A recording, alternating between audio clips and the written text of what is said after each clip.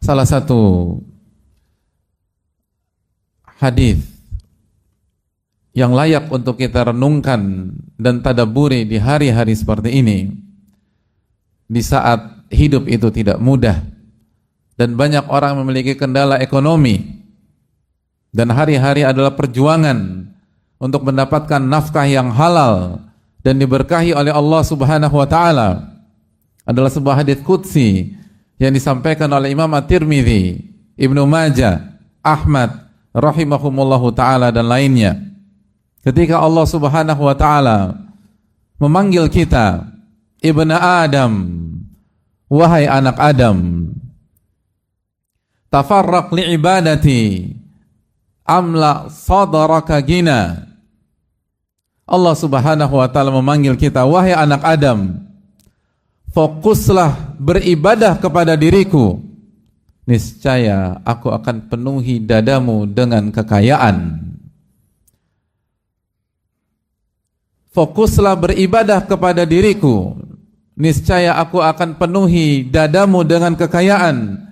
Wa asudda faqrak, dan aku akan tutup kefakiran dan kemiskinanmu. Hadirin Allah muliakan, sebuah seruan yang harus kita dengar, harus kita tadabburi. Dan inilah kunci rizki dari yang maha pemberi rizki.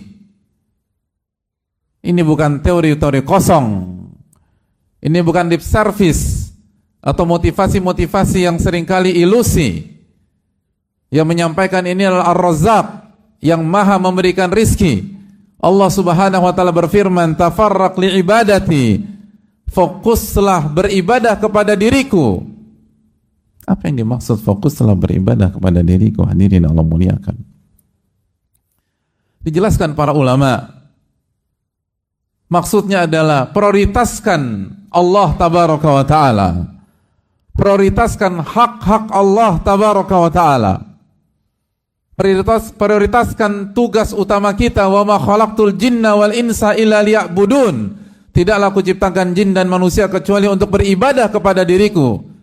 Tugas yang Allah firmankan dalam surat Az-Zariyat ayat 56. Prioritaskan tugas kita dalam beribadah kepada Allah di atas urusan-urusan duniawi kita. Jalankan perintah Allah, jauhi larangan-larangan Allah Subhanahu wa taala. Dan jangan sampai urusan duniawi kita membuat kita lupa dari Allah, membuat kita lupa untuk mengerjakan salat, untuk berzikir pagi petang, untuk berpuasa ketika masuk Ramadan, untuk menunaikan hak-hak Allah tabaraka wa ta'ala, untuk menjalankan perintah Allah dan menjauhi larangan-larangan Allah. Kenapa? Karena sibuk dengan urusan-urusan duniawi kita. Jangan sampai itu terjadi. Jangan sampai itu terjadi. Maksud hadis ini bukan memerintahkan kita hanya berdiam diri di masjid 7x24 jam, hanya sholat dan puasa dan baca Al-Quran dari pagi sampai pagi lagi, dan tidak mencari nafkah, tidak bekerja, tidak memenuhi hak istri, hak anak, atau hak diri sendiri. Bukan itu maksudnya. Tapi maksudnya dijelaskan oleh para ulama, prioritaskan hak Allah. Jangan sampai urusan duniawi kita membuat kita lalai dari Allah, lalai dari beribadah kepada Allah Subhanahu wa taala, lalai dalam mengingat Allah Subhanahu wa taala, sehingga kita tidak sholat hanya gara-gara rapat atau urusan duniawi kita, sehingga kita tidak berzikir kepada Allah, atau kita tidak sholat Jumat pada siang hari ini karena ada urusan dunia. Jangan sampai itu terjadi. Dan di antara ibadah dan mendekatkan diri kepada Allah Subhanahu wa taala, jangan sampai mengambil hak orang. Karena mengambil hak orang dosa yang ditetapkan oleh Allah Subhanahu wa taala. Jangan sampai zolimi orang. Jangan sampai makan uang orang hanya gara-gara ingin mencari nafkah. Tafarraq li ibadati, fokus beribadah kepada Allah.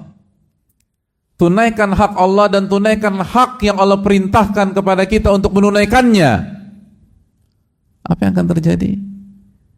amla sadraka gina. Allah jamin, aku akan penuhi dadamu, hatimu dengan kekayaan. Allah akan cukupkan. Dan kecukupan yang terpenting adalah kecukupan jiwa dan hati. Wa asudda faqraka, dan aku akan hilangkan kefakiran. Dihilangkan kefakiran bisa bermakna Allah jadikan seseorang itu menjadi kaya atau dia tidak kaya. Bahkan seumur hidupnya dia tidak pernah kaya.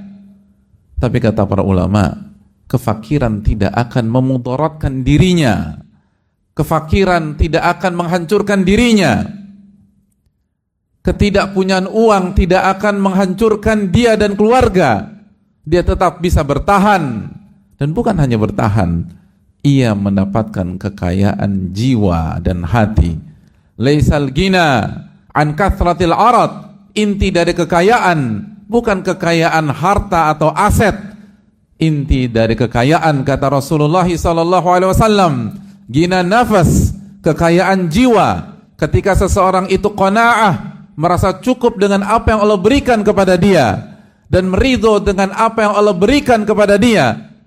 Mungkin kita tidak diberikan kekayaan berupa materi, tapi kita diberikan kekayaan batin oleh Allah Subhanahu wa taala, diberikan kekayaan jiwa oleh Allah Subhanahu wa taala, diberikan kekayaan hati oleh Allah Subhanahu wa taala, sehingga berapapun yang Allah berikan kepada kita tidak akan membuat kita goyah, tidak akan membuat kita goncang, tidak akan membuat kita bermaksiat, tidak akan membuat kita galau dan tidak bisa tidur, tidak akan membuat istri kita komplain dan berantem dengan kita, dan tidak membuat anak-anak kita putus sekolah, tidak membuat anak-anak kita terancam. Semua diselesaikan oleh Rabbul Alamin. Aqulu qouli hadza wa astaghfirullah li wa lakum. Alhamdulillah hamdan katsiran thayyiban mubarakan fi kama yuhibbu rabbuna wa yarda.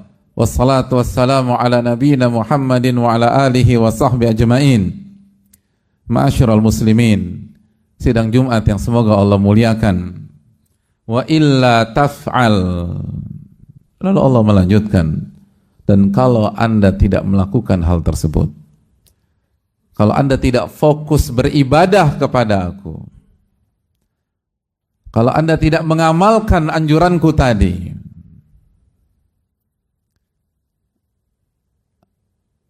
Anda bersikeras dengan pola yang selama ini sudah dijalankan, Anda sombong sehingga tidak mau menerima kebenaran, tidak mau mendengarkan apa yang Allah firmankan dalam hadits qudsi ini,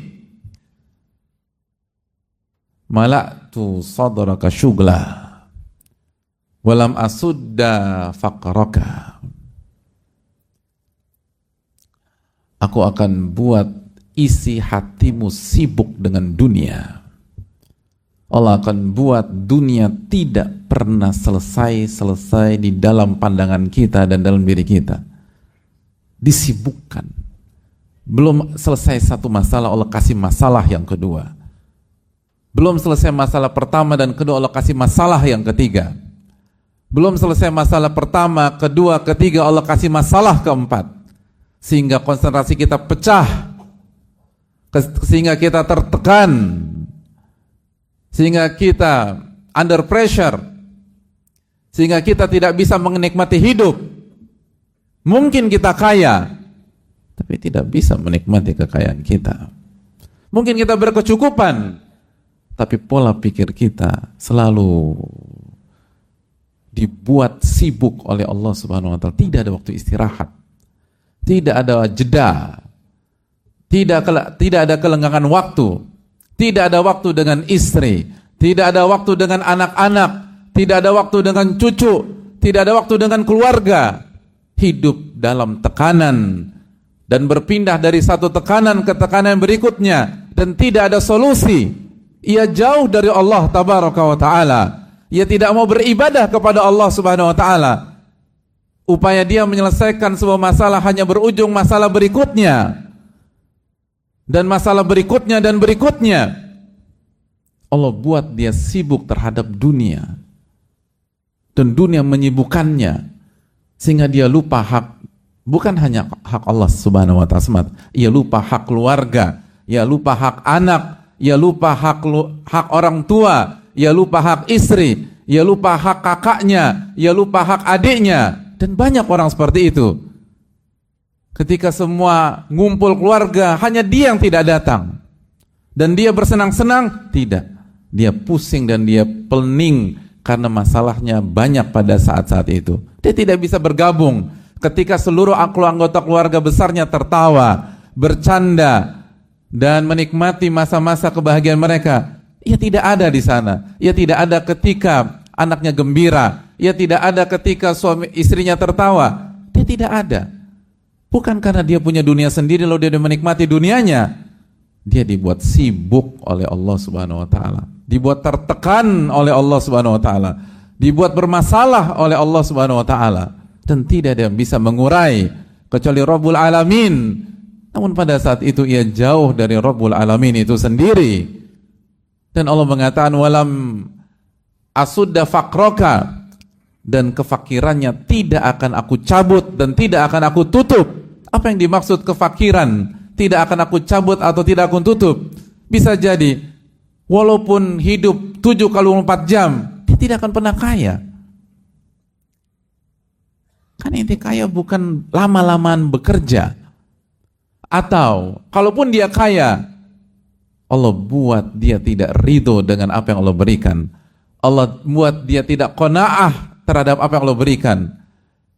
Kekayaannya tidak membuat dia bahagia.